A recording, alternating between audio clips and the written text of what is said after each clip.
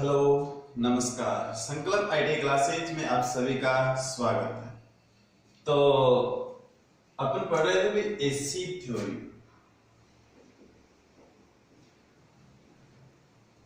AC theory कल वाली class में थोड़ी सी तकनीकी वजह के कारण अपन ने उस क्लास को इस क्लास में ऐड कर दिया। जो कल अपन ने पढ़ा था उस क्लास को आज वाली क्लास के अंदर क्या कर दिया, अभी ऐड कर दिया। ठीक है, तो हमारा जो पहले का लास्ट जो टॉपिक था वो था विद्युत क्षेत्र, इलेक्ट्रिक फील्ड। विद्युत क्षेत्र यानी कि इलेक्ट्रिक फील्ड। इलेक्ट्रिक फील्ड के बाद से आज अपन शुरू करेंगे। ठीक है, और आज का जो अपना नया चैप्टर टॉपिक होगा वो है कैपेसिटर, संधारित्र। क्या है नया टॉपिक अपना आज का? कैपेसिटर। ठीक है, संधारित्र जिसको बोलते हैं।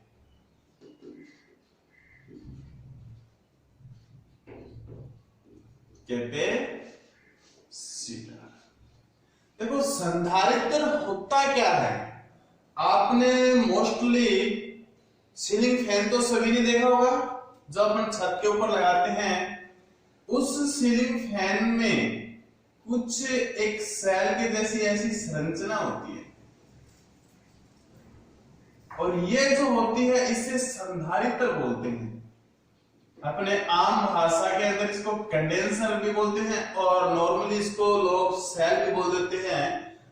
तो वास्तविक नाम इसका होता है संधारित्र, जिसको बोलते हैं कैपेसिटर बोलते हैं। संधारित्र को क्या बोलते हैं इंग्लिश में? कैपेसिटर। देखो, ये जो कैपेसिटर होता है इसकी संरचना किस प्रकार की होती है? इसकी संरचना यह कुछ इस प्रकार से होता है। इसकी आंतरिक संरचना जो होती है वो कुछ इस प्रकार से होती है। ये होती है दो धात्विक प्लेटें, और धात्विक प्लेटों के बीच में ये जो होता है ये होता है अचालक पदार्थ। ये क्या होता है? अचालक पदार्थ। और ये जो होती हैं ये वाली और ये वाली, ये दोनों होते हैं धात्विक प्लेटें। धात्विक प्लेटें। ठीक है, इस ऐसी जो युक्ति होती है, ये युक्ति क्या कहलाती है भाई? संधारित्र कहलाती है। क्या कहलाती है? संधारित्र कहलाती है। तो संधारित्र किसे कहते हैं? अचालक पदार्थों से पृथक की गई दो धात्विक प्लेटें, और ये धात्विक प्लेटें किस प्रकार की होती है भाई? चालक धात्विक प्लेटें होती हैं। कौन सी होती हैं? चालक धात्विक प्लेटें होती हैं। ठीक है, दो पृथक की गई चालक धात्विक प्लेटों से जो निर्मित युक्ति होती है वो क्या कहलाती है? अपनी संधारित्र कहलाती है। आई बात समझ में? तो सीधे सीधे भाषा में लिखो इसकी परिभाषा। ठीक है, तो इसकी डेफिनेशन में लिखो भाई, अचालक पदार्थों से पृथक की गई, अचालक पदार्थों से पृथक की गई दो अचालक प्लेटों से निर्मित दो चालक प्लेटों से निर्मित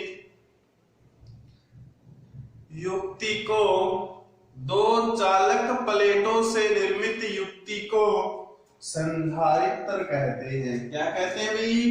संधारित्र कहते हैं।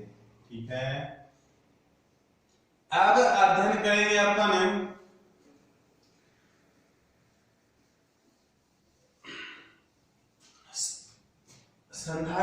संधारित्र वाला जो नया टॉपिक आता है अपना वो होती है धारिता। और धारिता से कई बार प्रश्न पूछे जाते हैं, मोस्ट लगा लेना इसको। धारिता को, ठीक है। धारिता को इंग्लिश में बोलते हैं कैपेसिटेंस। क्या बोलते हैं? ये कैपेसिटर होता है, ये होता है कैपेसिटेंस। ये क्या होता है? कैपेसिटेंस, ठीक है। और संधारित्र जो होता है, संधारित्र के आगे ये वो लिख लेना मात्रक। मात्रक, मात्रक क्या होता है इसका? फेरेड, ठीक है। क्या होता है अभी? फेरेड, फेरेड, ठीक है। इसका मात्रक जरूर लिख लेना। इसका मात्रक क्या होता है? फेरेड होता है, फेरेड होता है, ठीक है।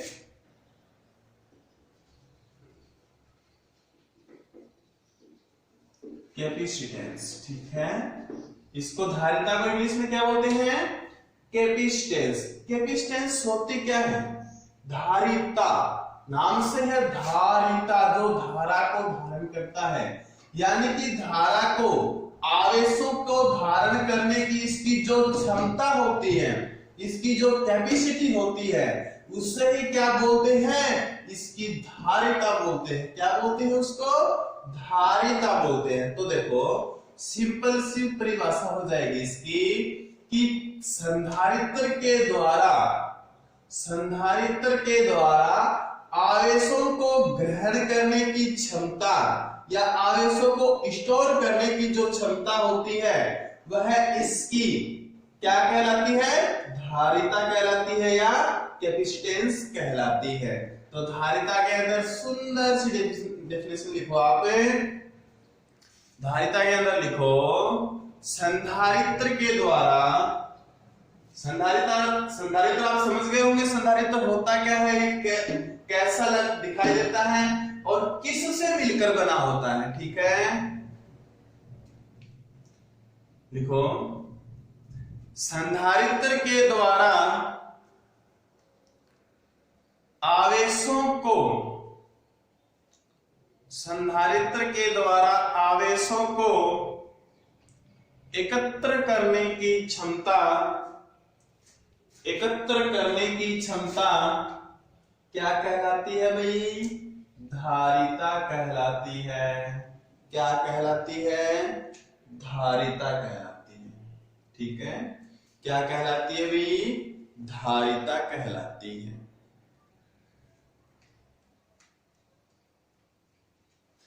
अब ये जो धारिता है, जो संधारित्र की धारिता है, ये किन किन कारकों के ऊपर निर्भर करती है? तो नेक्स्ट जो लाइन है वो इसमें लिखो,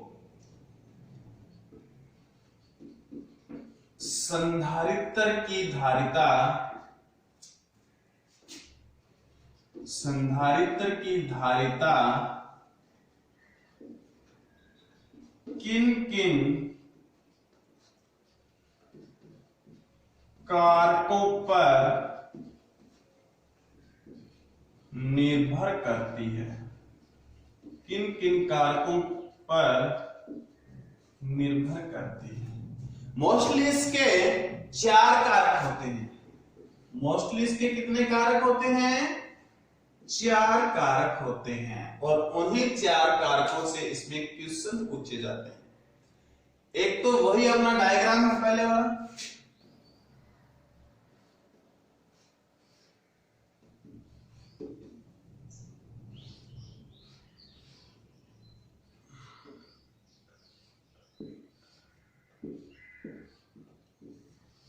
ये होते हैं इसकी, ठीक है। एक तो जो ये प्लेटें हैं, ये प्लेटें जो होती हैं, ये होती हैं चालक प्लेटें।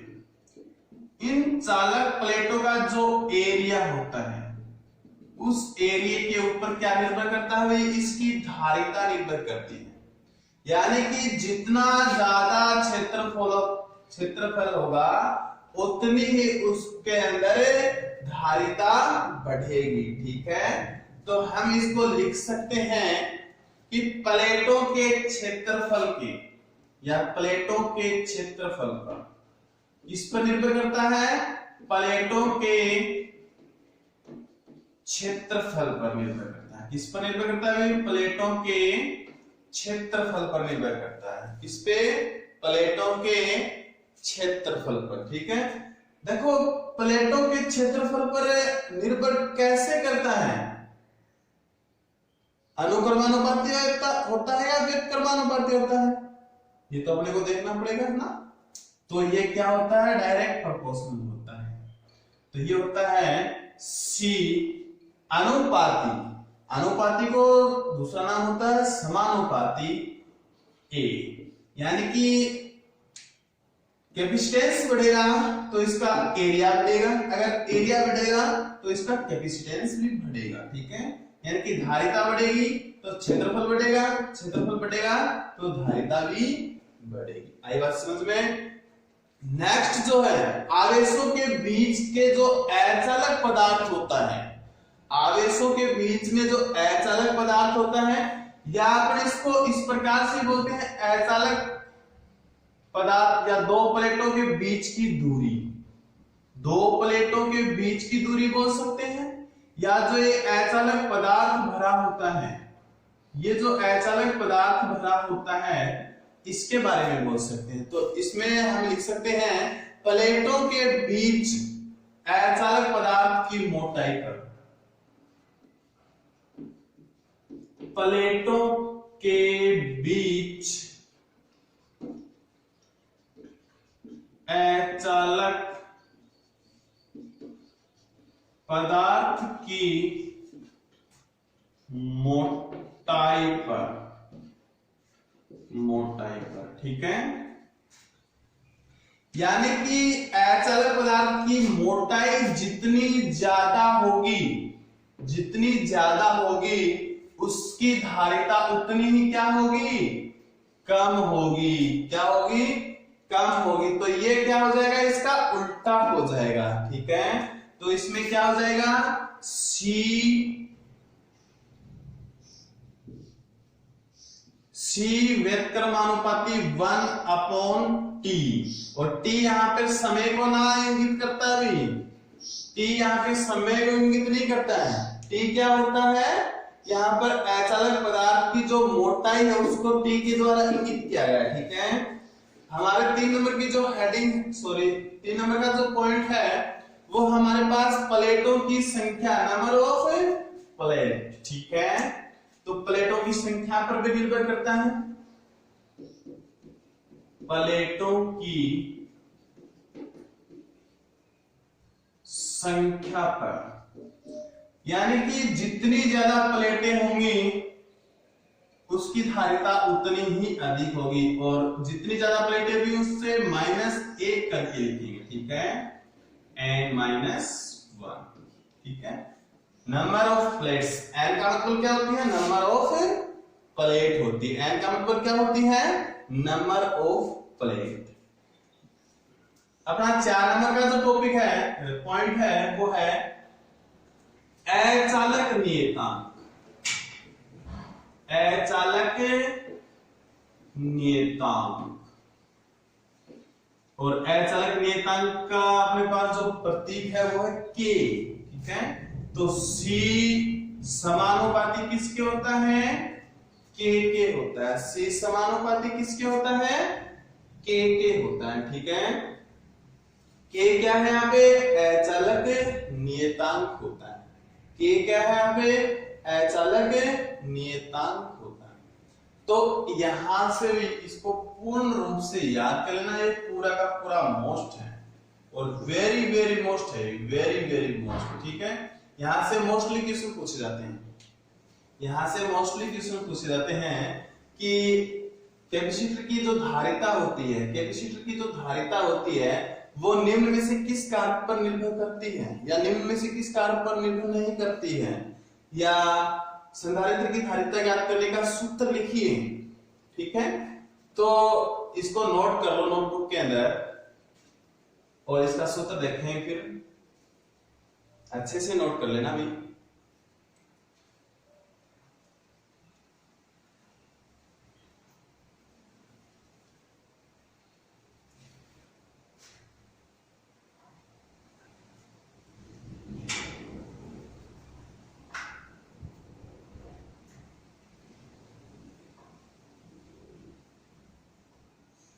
उतार दिया भी, ठीक है, देखो उसका फॉर्मूला क्या होता है।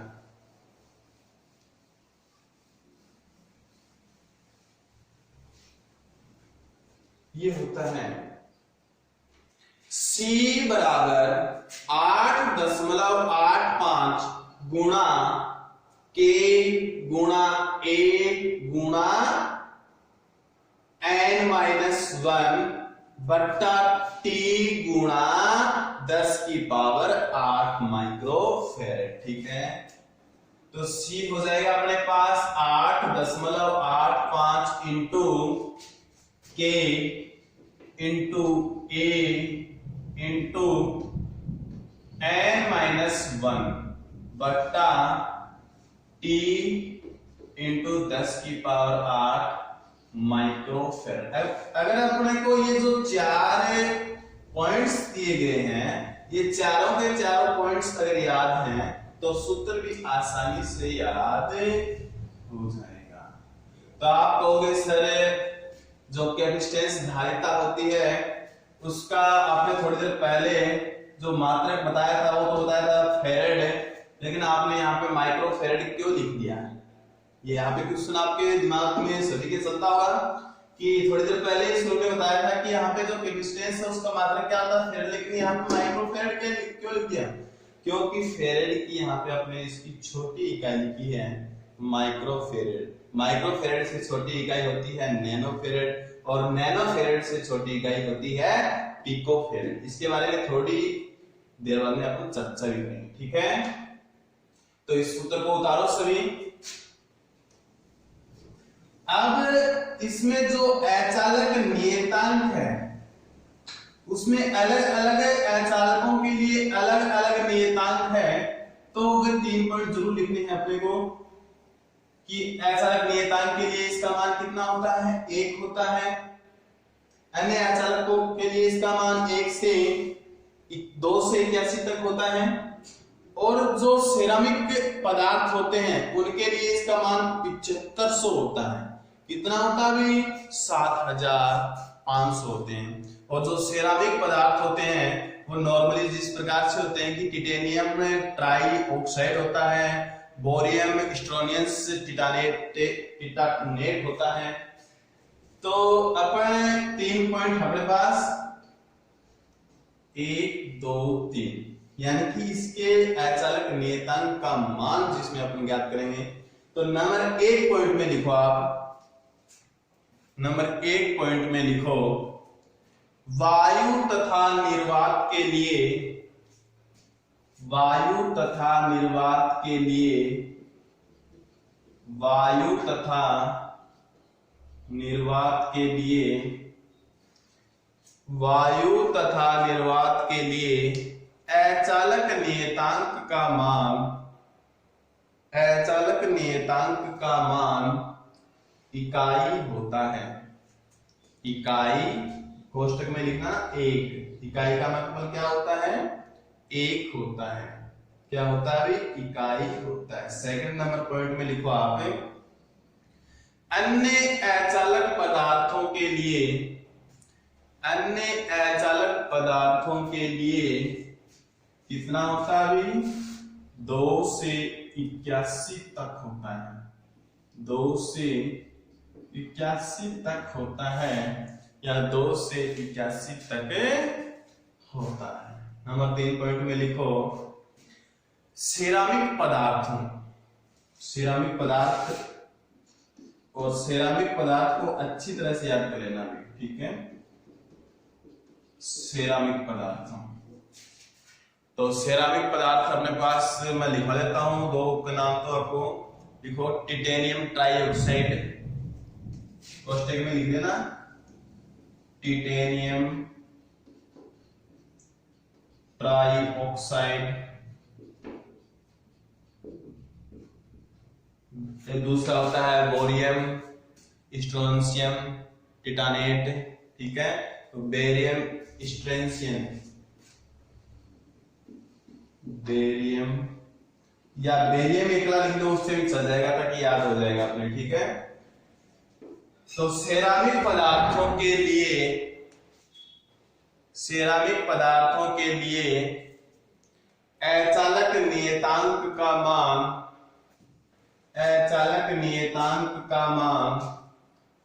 7500 7500 तक होता है। 7500 तक होता है। सिरेमिक पदार्थों, टिटेनियम ट्राइऑक्साइड है, बेरियम है, इसमें अचालक नियतांक के की वैल्यू कितनी होती है? 7500। तो आपको पूछ लें, सीधा सीधा क्वेश्चन पूछते हैं कि जो अपने पास धारिता होती है उस धारिता के अंदर वायु और निर्वात, वायु केंद्रित पूछ लेते हैं। अगर वायु अचालक हो, यदि वायु अचालक नियतांक के रूप में काम में ली जाए तो उसकी धारिता कितनी होगी? इकाई होगी। ठीक है, इसी प्रकार से अचालक नियतांक का मान इसमें कितना होगा? 281। इसमें अचालक नियतांक का मान 7500।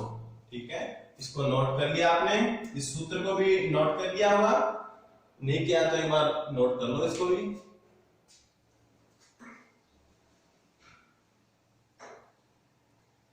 हाँ,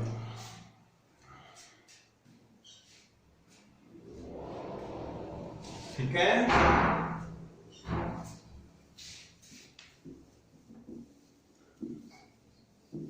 अब जो धारिता का एक सूत्र और होता है, अगर अपने को आवेश और वोल्टेज दे दिया जाए तो अपन फिर धारिता कैसे याद करेंगे? ठीक है, धारिता कैपेसिटेंस जिसको इंग्लिश में बोलते हैं, इसका एक सूत्र होता है C बराबर Q upon V। Q upon V। C क्या है? कैपेसिटेंस है। Q क्या है? Q क्या है भाई? आवेश होता है। और V आप सभी को पता है, शुरू से पढ़ते आ रहे हो, V फॉर वोल्टेज। ठीक है, वोल्टेज। तो लिखो C होती है धारिता। C क्या होती है अपने पास? धारिता। ठीक है, और धारिता को किस में नापते हैं? फेरेड में, या इसको लिख लो, इसका जो मात्रक होता है वो भी फेरेड। ठीक है, क्यों? क्यों क्या होता है? आवेश, और आवेश का मात्रक क्या होता है? कूलाम। आवेश का मात्रक क्या है? कूलाम। V फॉर वोल्टेज, और वोल्टेज का मात्रक वोल्ट। ठीक है, V फॉर वोल्टेज, और वोल्टेज का मात्रक क्या होता है? वोल्ट। ठीक है, ये सूत्र होता है। अब जो नेक्स्ट बातें आती हैं वो हमारे पास आती हैं कि इसकी जो इकाई होती है, यानी कि फेरेड है, 1 फेरेड बराबर होता है। यानी कि 1 फेरेड के अंदर कितने ESU होते हैं? आपके पास नाम आएगा ESU। तो आपको सीधी सीधी इसकी फुल फॉर्म भी पूछ ली जाती है कई बार कि ESE की फुल फॉर्म क्या होती है। तो इसकी फुल फॉर्म आप क्या बताओगे? Electrostatic unit. Electrostatic unit, electrostatic unit. ठीक है, इलेक्ट्रोस्टैटिक यूनिट। तो इसका 1 फेरेड बराबर कितना होता है? 9 गुणा 10 की पावर 11। 9 गुणा 10 की पावर 11 होता है। ठीक है, ये इसकी सबसे बड़ी इकाई होती है 1 फेरेड। 1 फेरेड क्या होती है? इसकी सबसे बड़ी इकाई होती है। इसके बाद में आती है माइक्रोफेरेड, माइक्रोफेरेड, नैनोफेरेड, नैनोफेरेड, पिको फेरेड। इसके जो प्रतीक चिन्ह है उन्हें ज्यादा से ज्यादा याद रखना है, ठीक है।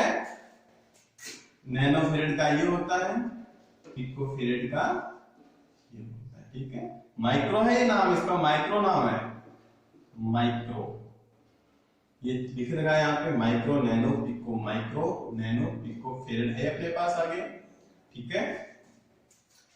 माइक्रोफेरेड कितना होता है? 10 की पावर माइनस 6 होता है, 10 की पावर माइनस 6। माइक्रो 10 की पावर माइनस 6। नैनो 9, नैनो 4 9, 10 की पावर 9 माइनस 9, 10 की पावर माइनस 9।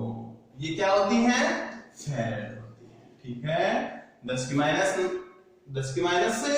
9 फेरेड होती है। और ये होती है अपने पास पिको, 10 की पावर माइनस 12 फेरेड होती है। कई बार पूछ लेते हैं पिको फेरेड जो होती है वो कितने माइक्रोफेरेड के बराबर होती है? तो कितने माइक्रोफेरेड के बराबर होती है पिको फेरेड? 10 की पावर माइनस 6 माइक्रोफेरेड, ठीक है। क्योंकि 6 ये होगी माइक्रो, अगर माइक्रो को हटाएंगे तो ये जो 6 है ये 6 इसमें और जोड़ देंगे तो 10 की पावर माइनस 12 हो जाती है। तो अपने को इसमें कौन सा भी पूछ सकता है, पिकोफेरेड बराबर कितने माइक्रोफेरेड होते हैं? तो 10 की पावर माइनस 6 कितने फेरेड होते हैं? 10 की पावर माइनस 12 होते हैं, ठीक है। घबराने की कोई भी आवश्यकता नहीं हुई, सारा माजरा समझ में आ जाएगा बिल्कुल आसानी से। बिल्कुल जीरो लेवल से लेकर चलते हैं और लास्ट तक आपको खींचते रहते हैं, ठीक है। जहां तक आपको समझ में आ जाए वहां तक।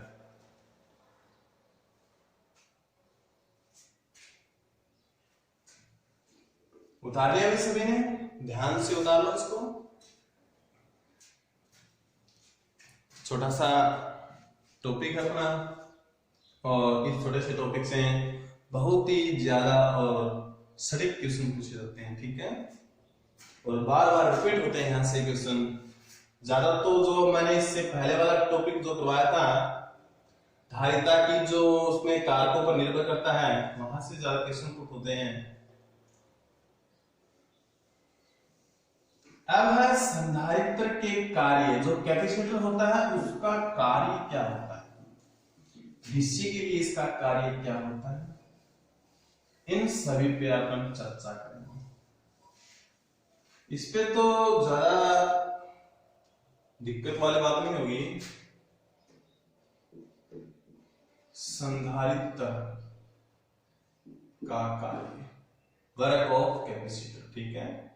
संधारित्र का कार्य, देखो संधारित्र का मोस्टली जो एसी होती है उसके अंदर कुछ मात्रा में जो संधारित्र होता है वो अपने अंदर आवेशों को क्या करता है? स्टोर करता है, स्टोर, ठीक है। आवेशों को क्या करता है? स्टोर करता है, फेज की स्थिति को सुधारता है, और एक फेज जो होता है उसको दो फेजों में कन्वर्ट करता है। ये इसके मुख्य लक्षण होते हैं। तो आप नंबर 1 पे लिखो, नंबर 1 पे आप लिखो, क्षणिक विद्युत धारा को अपने अंदर स्टोरेज करता है। यानी कि कुछ क्षणिक, यानी कि कुछ क्षणिक, ठीक है। क्षणिक विद्युत धारा को अपने अंदर स्टोरेज करता है। सेकंड लाइन में लिखो, इस क्षणिक विद्युत धारा को विस्थापन विद्युत धारा भी कहते हैं। इस क्षणिक विद्युत धारा को विस्थापन, अगर क्षणिक के स्थान पे विस्थापन धारा नाम आ जाए तो घबराने की आवश्यकता नहीं हुई, बिल्कुल इसी का प्रतिरूप है क्षणिक का। क्षणिक विद्युत धारा को विस्थापन विद्युत धारा भी कहते हैं, ठीक है। विस्थापन धारा या विस्थापन है विद्युत धारा, ठीक है। क्षणिक विद्युत धारा को विस्थापन विद्युत धारा भी कहते हैं। देखो संधारित्र जो होता है वो डीसी पे कार्य करता है, तो उसके अंदर निरंतर स्टोरेज की क्षमता बढ़ती या घटती नहीं है, ठीक है। वो तो निरंतर नहीं होता है, इसमें एक बार ही स्टोर हो जाता है, ठीक है। नेक्स्ट लाइन लिखो, इसमें विद्युत धारा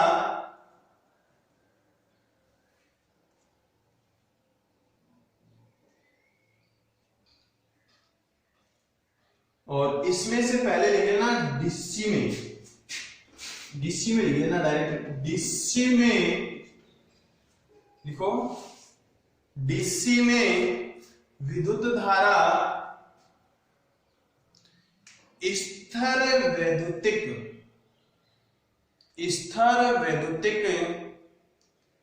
क्षेत्र के रूप में वैद्युतिक ऊर्जा को एकत्रित किया जाता है, वैद्युतिक ऊर्जा को एकत्रित किया जाता है, वैद्युतिक ऊर्जा को एकत्रित किया जाता है। देखो हमने स्टार्टिंग चैप्टरों में स्थितिज ऊर्जा और गतिज ऊर्जा के दो पढ़े थे। एक तो पढ़ा था स्थितिज ऊर्जा, दूसरा अपन ने पढ़ा था गतिज ऊर्जा, ठीक है। स्थिति के कारण उत्पन्न ऊर्जा होती है स्थितिज ऊर्जा, गति के कारण उत्पन्न हुई ऊर्जा कौन सी होती है? गतिज ऊर्जा। गतिज ऊर्जा तो अपने को पढ़नी नहीं है, अभी अपने पीछे पढ़ चुके हैं। स्थितिज ऊर्जा, स्थितिज ऊर्जा थी अपने पास half mv square, half m for द्रव्यमान मास, ठीक है, वोल्टेज मास वोल्टेज का स्क्वायर। लेकिन यहाँ पे अगर आप स्थितिज ऊर्जा ज्ञात करेंगे तो लिखो नीचे, यहाँ पे स्थितिज ऊर्जा ज्ञात करने का सूत्र क्या हो जाएगा? यहाँ पे द्रव्यमान तो है नहीं, द्रव्यमान के स्थान पे क्या है? कैपेसिटेंस होती है, धारिता। क्या होती है? धारिता, कैपेसिटेंस। क्या होती है अभी?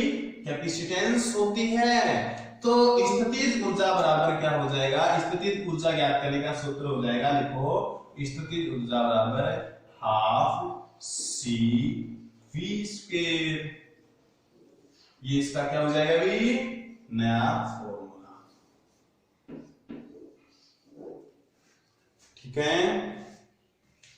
ये आपको पता है वैद्युतिक स्थितिज ऊर्जा है, जिसको किसमें मापते हैं? हमेशा जूल में, जूल, ठीक है।